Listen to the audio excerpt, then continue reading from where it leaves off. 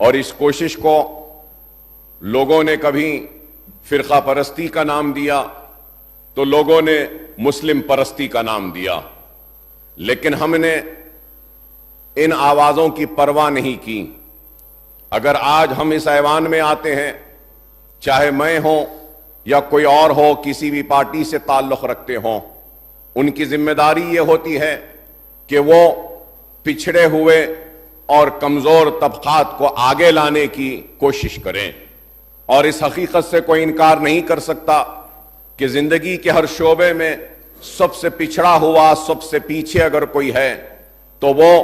اس ملک کا سب سے بڑی اقلیت مسلمان ہے۔ اور اس بات کی گواہی کبھی سچر کمیٹی نے دی تو کبھی رنگناتھ مشرا کمیٹی نے دی، تو کبھی گوپال سنگھ کمیٹی نے دی، تو کئی کمیٹیوں نے اس بات کی نشاندہی کی کہ ملک میں ایس سی ایس ٹی سے بھی اگر پیچھے اور پچھڑے ہوئے کوئی ہیں تو وہ مسلمان ہیں، اور کوئی بھی ملک اس وقت تک ترقی یافتہ نہیں کہلا سکتا جب تک کہ اس ملک اور اس ریاست میں رہنے بسنے والے ہر شہری کو اس بات کا احساس نہ ہو کہ وہ اس ملک و ریاست کی ترقی کا حصہ دار ہے۔ ہندوستان میں آج مسلمان کو دوسرے درجے کے شہری بنانے کی ایک کوشش کی جا رہی ہے، اور مجلس اتحاد المسلمین کو مسلم پرست یا فرقہ پرست کہا جا رہا ہے۔ میں بے شک یہاں کھڑا ہوں تو بحیثیت ایک ہندوستانی مسلمان کی حیثیت سے کھڑا ہوں، اور میں یہاں کھڑا ہوں تو تلنگانہ کی ترقی و خوشحالی کی ایک فکر لے کر، ایک خواب کو لے کر یہاں کھڑا ہوں۔ اور اگر میں یہاں کھڑا ہوں تو یہ فکر، یہ خواب اور اس کوشش کو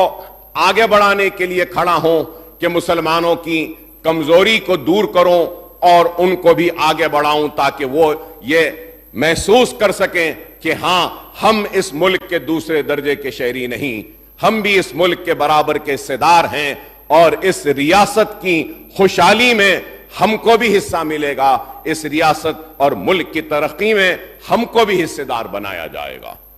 اور میں یہ بات بھی کہوں گا کہ کسی بھی ملک اور ریاست کی ترقی اور خوشحالی کے لیے وہاں امن کی برقراری ضروری ہے، اور میں یہ بات بھی کہوں گا کہ ملک اور ریاست تبھی ترقی کرتی ہے جب وہاں کے کمزور طبقات میں خوشحالی اور ان کے مسائل ختم ہوں گے۔ تلنگانہ میں ہماری کامیابی یہی رہی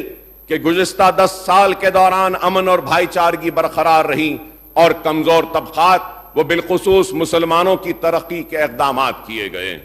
ملک کے کئی ریاستوں میں جس طریقے کے واقعات پیش آ رہے ہیں وہ شرمناک ہیں۔ کئی ریاستوں میں مسلمانوں کے خلاف سفاکی اور بربریت عروج پر ہے، مذہبی مقامات کو نقصان پہنچایا جا رہا ہے، حجاب، بیف، لو جہاد، گھر واپسی، بلڈوزر راج اور پولیس ظلم کی ایک کے بعد ایک دیگر مثالیں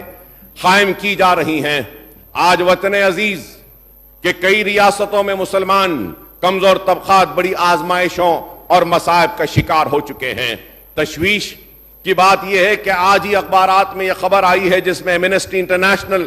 نے ہندوستان کے کئی ریاستوں میں بی جے پی کی حکومتوں سے مطالبہ کیا ہے کہ وہ مسلمانوں کے خلاف بلڈوزر ایکشن بند کریں۔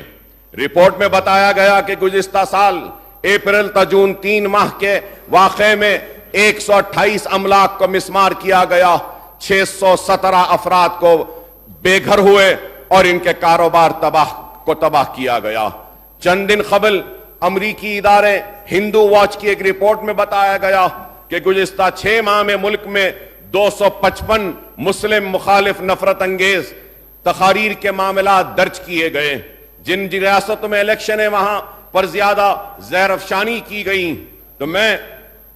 آنریبل پینل اسپیکر سر، محترم پینل اسپیکر سر، یہ بھی کہنا چاہوں گا کہ ملک کے کئی ریاستوں میں فسطائی نظریہ اور ہندوتوا فروغ دیا جا رہا ہے۔ مذہبی منافرت کینسر سے زیادہ تیز پھیل رہی ہے۔ ہماری ریاست تلنگانہ ان چیزوں سے پاک رہی۔ یہاں مذہبی منافرت نہیں ہے، فسطائی نظریہ یا ہندوتوا کا اثر بھی نہیں ہے۔ تلنگانہ میں ملک کی دوسری ریاستوں کے بنسبت مسلمان محفوظ ہیں، اور میں امید کروں گا کہ کانگریس کے دور حکومت میں بھی مسلمان محفوظ رہیں گے اور فسطائی طاقتوں کو شکست دی جائے گی۔ تلنگانہ میں کوئی بلڈوزر راج نہیں اور نہ ہی مسلمانوں کے مذہبی مقامات کو نقصان پہنچایا جا رہا ہے۔ یہاں کے خواتین آزادی سے حجاب کا استعمال کر رہی ہیں، تعلیم اداروں میں بھی کوئی روک ٹوک نہیں ہے۔ ہم چاہتے ہیں کہ ریاست میں گزشتہ 10 سال سے گنگا جمنی تہذیب، ملی جلی روایت پر جو امن ہے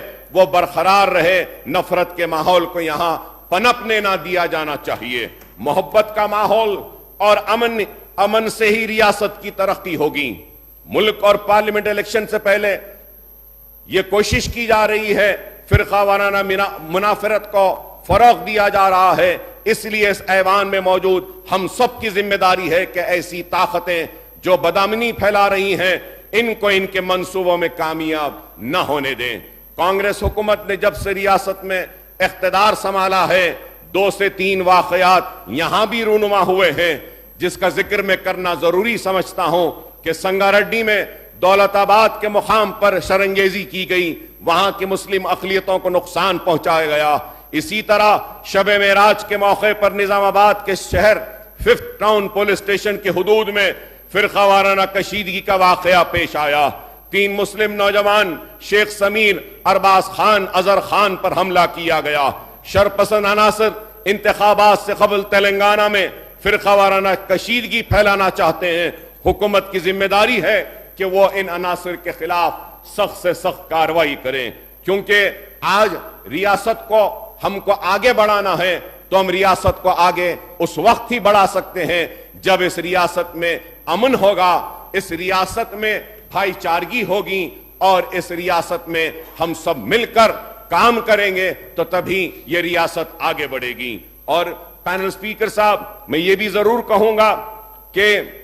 2 مہینے کا وقت بہت کم وقت ہوتا ہے کسی بھی حکومت کے پرفارمنس کو جج کرنے کے لیے، تو میں یہ سمجھتا ہوں کہ کسی بھی حکومت کو سنبھلنے کے لیے اور سمجھنے کے لیے وقت دینا ضروری و لازمی ہوتا ہے، اور میں امید کرتا ہوں کہ یہ نئی حکومت اب بہت جلد سیٹل ڈاؤن ہو جائے گی، سنبھل جائے گی اور مسائل کو سمجھے گی، اور انتخابات سے پہلے عوام سے کیے گئے ان وعدوں کو پورا کرے گی۔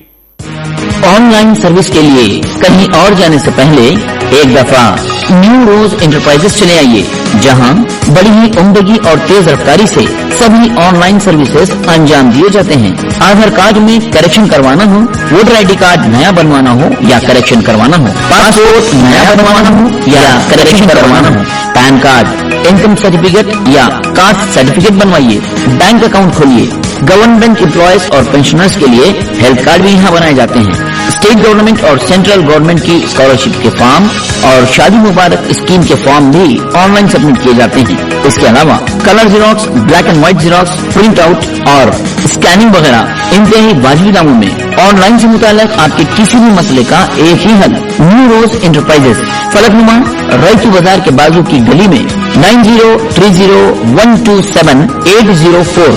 نیو روز انٹرپرائزز۔